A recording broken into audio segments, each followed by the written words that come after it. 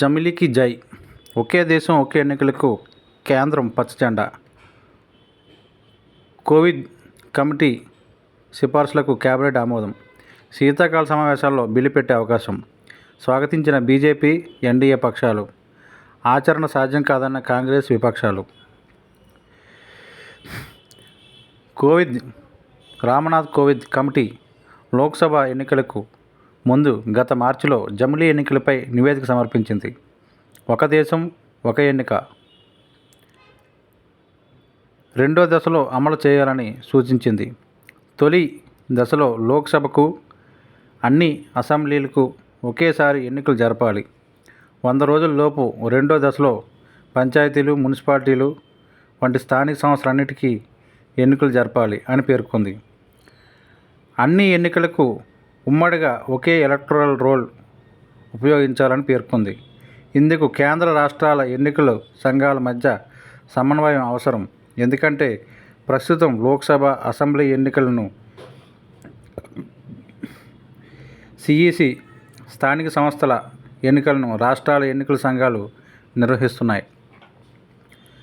జమిలీ ఎన్నికలు ఈ టర్మ్లోనే ఉంటాయని కొద్ది రోజులుగా స్పష్టమైన సంకేతాలను వస్తున్న మోదీ సర్కారు ఆ దిశగా కీలక ముందడుగు వేసింది.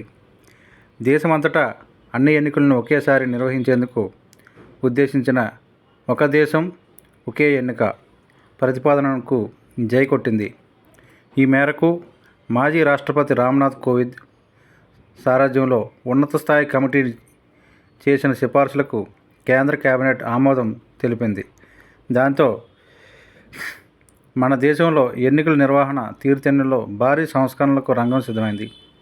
లోక్సభ, రాష్ట్రాల అసెంబ్లీలతో పాటు అన్ని స్థానిక సంస్థలకు ఒకేసారి ఎన్నికలు నిర్వహించాలని కమిటీ సిఫార్సు చేయడం తెలిసిందే. తొలుత దీనికి జాతీయ స్థాయిలో ఏకాభిప్రాయం సాధించాలని, ఆ మీదట దశల వారీగా నిర్ణయాన్ని అమలు చేయాలని సూచించింది. కమిటీ సిఫార్సుల మేరకు అన్ని వర్గాలతోనూ సంప్రదింపులు ప్రక్రియ చేపట్టిన అనంతరం కేంద్ర న్యాయశాఖ బిల్లు ప్రతిని రూపొందించి కేబినెట్ ముందు పెడుతుంది. అనంతరం పార్లమెంట్లో బిల్లు ప్రవేశపెడతాం అని కేంద్ర సమాచార ప్రసార మంత్రి అశ్విని వైష్ణవ్ వెల్లడించారు. వచ్చే శీతాకాల సమావేశంలో ఇందుకు కావాల్సిన వేదిక కావచ్చని చెబుతున్నారు. ఈ మేరకు ఒకే బిల్లు కానీ, అవసరమైతే పలు బిల్లులు కానీ ప్రవేశపెట్టే అవకాశం ఉందని కేంద్ర ప్రభుత్వ వర్గాలు చెబుతున్నాయి. మరోవైపు లా కమిషన్ కూడా జమిలీపై త్వరలో నివేదిక సమర్పించనుంది. 2029 నుంచి ఒకేసారి అన్ని ఎన్నికల నిర్వహణ అంగివచ్చే పక్షంలో ఉమ్మడి ప్రభుత్వ ఏర్పాటు తదితర సిఫార్సులను కమిషన్ చేయవచ్చని సమాచారం. బీజేపీ ఎన్నికల మేనిఫెస్టోలో జమిలీ ఎన్నికలు కీలక వాగ్దానంగా ఉంటూ వస్తుంది. కేబినెట్ నిర్ణయాన్ని బీజేపీ, ఎన్డీఏ పక్షాలు స్వాగతించగా, కాంగ్రెస్, ఇతర విపక్షాలు మాత్రం ఇది ఆచరణ సాధ్యం కాదంటూ పెదవి విరిచాయి. సమస్యల నుంచి ప్రజల దృష్టి మళ్లించేందుకు మోదీ సర్కార్ ఆడుతున్న డ్రామాగా దీన్ని అభివర్ణించాయి. జమిలీ ఎన్నికలకు ఇప్పటికే చాలా రాజకీయ పక్షాలు సమ్మతి తెలిపాయని కేంద్రం పేర్కొంది. ఇప్పుడిప్పుడు వ్యతిరేకిస్తున్న పార్టీలు కూడా వైఖరి మార్చుకుంటాయని ఆశాభావం వెలిబుచ్చింది. దేశ ప్రజల్లో అత్యధికులు ఈ ప్రతిపాదనకు సమర్థించిన నేపథ్యంలో ఆ దిశగా వాటిపై అంతర్గత ఒత్తిళ్లు వస్తున్నాయని వైష్ణవ్ అభిప్రాయపడ్డారు. కేబినెట్ నిర్ణయాలను ఆయన మీడియాకు వెల్లడించారు. కోవింద్ కమిటీ సిఫార్సులను ముందుకు తీసుకెళ్లేందుకు త్వరలో ఒక అమలు కమిటీని ఏర్పాటు చేయనున్నట్లు ప్రకటించారు. ఈ అంశంపై రానున్న కొద్ది రోజుల పాటు ప్రజలు, పార్టీలు, మేధావులు ఇలా అన్ని రకాల వేదికల్లోనూ లోతుగా చర్చలు జరుగుతాయి. జమిలీ ఎన్నికలకు విస్తృత ఏకాభిప్రాయం సాధించేందుకు కృషి చేస్తాం. దీర్ఘకాలంగా దేశాన్ని, ప్రజాస్వామ్యాన్ని ఎంతగానో ప్రభావితం చేసే ఇలాంటి కీలక అంశాలపై ఏకాభిప్రాయం కావాలన్నది మా ప్రభుత్వ విశ్వాసం.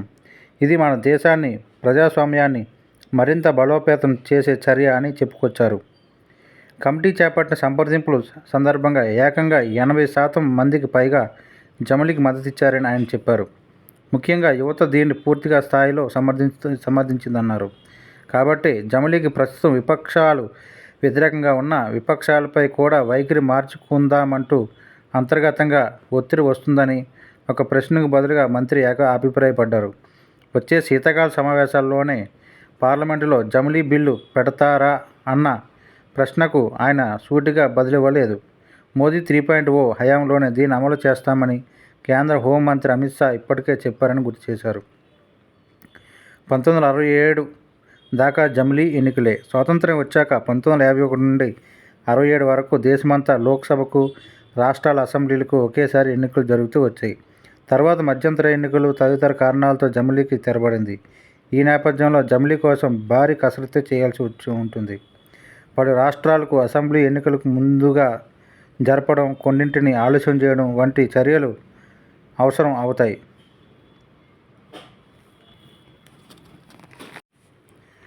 అయితే జమిలీపై ప్రస్తుతం దేశమంతటా ప్రతిధ్వనిస్తున్న పదం అయితే లోక్సభ, అసెంబ్లీ, స్థానిక సంస్థలకు ఒకేసారి ఎన్నికలు నిర్వహించడం ఏ మేరకు ఆచరణ సాధ్యమన్న దానిపై భిన్నాభిప్రాయాలు వినిపిస్తున్నాయి.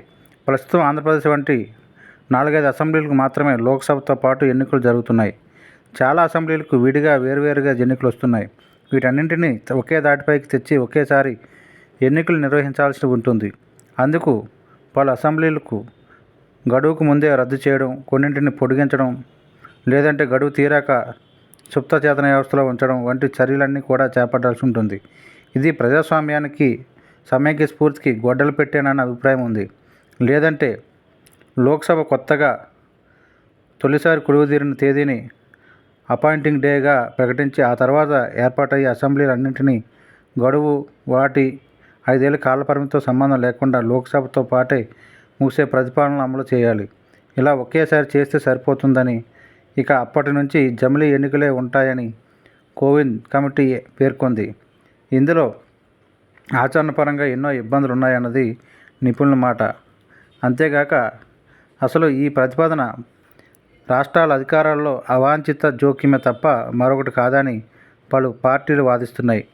పైగా లోక్సభతో పాటే అసెంబ్లీలకు ఎన్నికలు జరిగితే జాతీయ అంశాలే తెరపైకి వస్తాయని, రాష్ట్రాల్లోని స్థానిక అంశాలు పక్కకు పోతాయని ప్రాంతీయ పార్టీలు ఆందోళన వ్యక్తం చేస్తున్నాయి. ఈ కారణంగా డీఎంకే వంటి పలు పార్టీలు జమిలీని తీవ్రంగా వ్యతిరేకిస్తున్నాయి. ఈ మేరకు అసెంబ్లీలో తీర్మానం కూడా చేశాయి. పైగా హంగు అవిశ్వాసం తీర్మానం నెగ్గడం వంటి ఏ కారణంతో అయినా గడువుకు ముందే చట్టసభ రద్దయితే ఎన్నికల తర్వాత ఏర్పడే కొత్త సభ 5 ఏళ్లు కాకుండా రద్దయిన సభలో మిగిలిన కాల వ్యవధి పాటు మాత్రమే కొనసాగాలని కోవిద్ కమిటీ సూచించింది. ఇలాగైతే జమిలీ ప్రక్రియకు భంగం కలగకుండా ఉంటుందని పేర్కొంది.